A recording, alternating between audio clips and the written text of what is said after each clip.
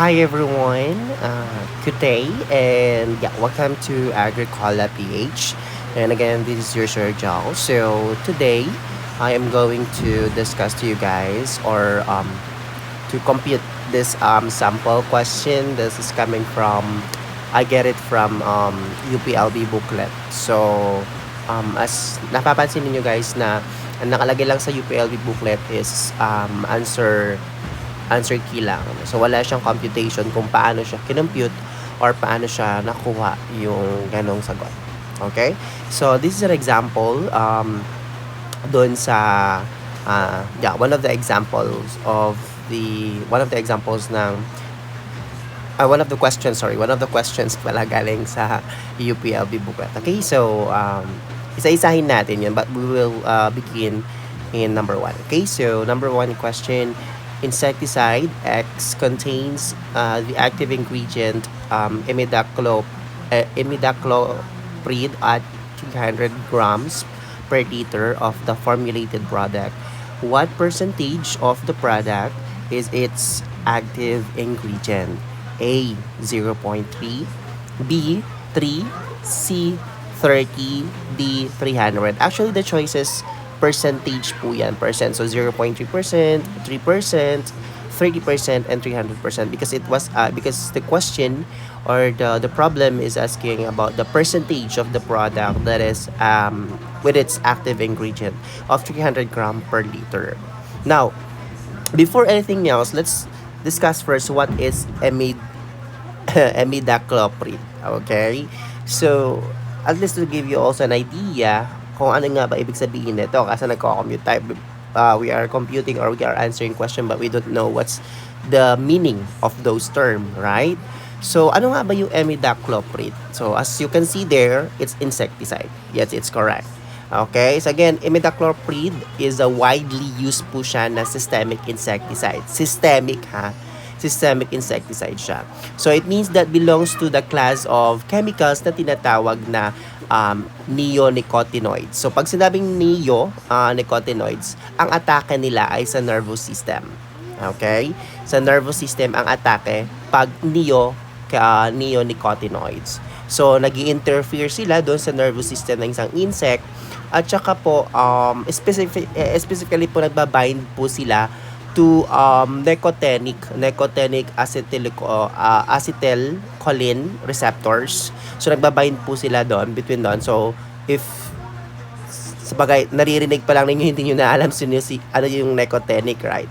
Sino si nicotinic acetylcholine receptors. So yeah, I just wanna lang naman basta imidacloprid, it's a chemicals po na directly yung kanyang target is nervous system ng isang insect. Okay? So, which is ang nangyayari po, again, ni-interfere niya yung nervous system ng insekto. Nagbabind po siya with the nicotinic acetylcholine receptors and which is disrupted, nagde-disrupt siya. Normally, yung nerve function ng isang insekto. And then also, it leads to the insect deaths. Kasi nga, nagde-disrupt siya, nag-interfere hanggang mamatay yung insekto. So, effective po yung imidacloprid. Imidacloprid kasi it's effective against a wide range of pests, especially in commercial farm, right? So, including yung mga fleas, termites, yon, at saka other various agricultural pests. So, in this context of the problem na shinare ko sa inyo guys, now on the screen, again, imidacloprid is the active ingredient po siya ng isang insecticide. So, the question ask to calculate what percentage of the product is made up of imidacloprid. Okay? Ilang percent or anong percentage, no? So, this is important po kasi because the concentration of the active ingredient nagdetermine na po siya how effective yung product that will be killing or repelling the pest. Okay? So, in this specific example given dito sa screen, the insecticide contains 300 grams, right? It's 300 grams per liter of imidacloprid formulated product.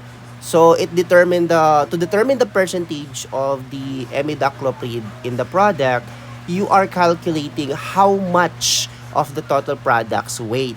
In this case, meaning in 1 liter, ang weight po siya approximately pag i-convert natin like in 1 liter that will be okay, in 1 liter that will give you equals to 1,000 grams if I'm not mistaken.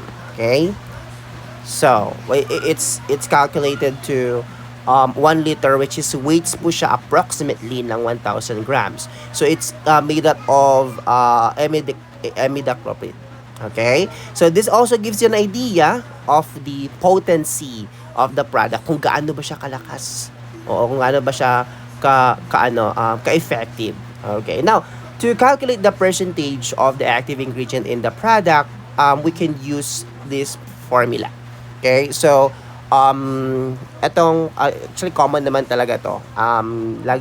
Lagi ko din siyang ginagamit, guys. Ito yung una kong ginagamit pag nagko-compute ako ng mga percentage of active ingredient. So, we have here percentage is equals to amount. Okay? Amount. Okay? Amount of active ingredient. So, that should be AI. So, active ingredient yan, guys. Okay. So, that will be grams divided by total. Total amount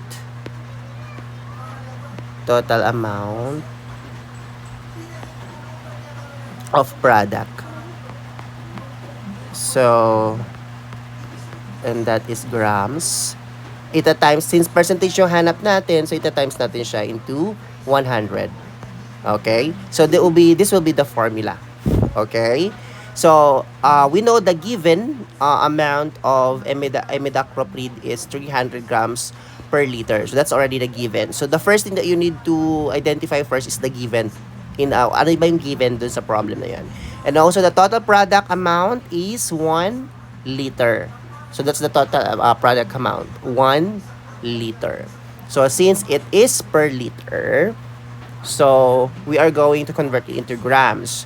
So, thus the calculation is, we are going to compute it. Percentage is equals to what is the amount of active ingredient? That is 300. Kasi grams ito per liter. So, we have 300. Okay? And then, divide lang natin siya. So, what is the total amount of product? So, what's the total amount of the product? As what I said, it's 1 liter. As what you can see here, it's 1 liter. So, 1 liter, so it's equivalent to, this one here, 1 liter. So, that's equivalent to, 1 liter is equivalent to 1,000 grams, right? So, that will be 1,000 divided by 1,000 since it is, we're looking for the grams, okay? So, for the percentage. In order to get the percentage, we need to convert it into grams, okay? Because 300 is grams. And then per liter, so in 1 liter, there is 1,000 grams. So we need to get the percentage of it, kung gaano ba siya ka-effective. So we have going to divide it and then times natin by 100. So that will give you equivalent to percentage is equivalent to the correct answer is 30%. So that will be letter C. Okay, so this is the correct answer for the question. For this specific question, number 1 sa Uplb booklet na crop protection. So this means that the 30% po of the insecticide products na ito, imidacloprid at 300 grams per liter, 30% of the insecticide products weight is imidacloprid. Okay? So, indicating po how concentrated at saka potentially effective the product is at controlling the pest. So, that's 30% of imidacloprid. So, okay? So, if nagustuhan ninyo yung ganitong klaseng explanation and also video, you can also, do not forget to follow us on our Facebook page and also on our YouTube. So, we have 2 channels. We have Agricola PH and also Tenancy Cap Academy channels.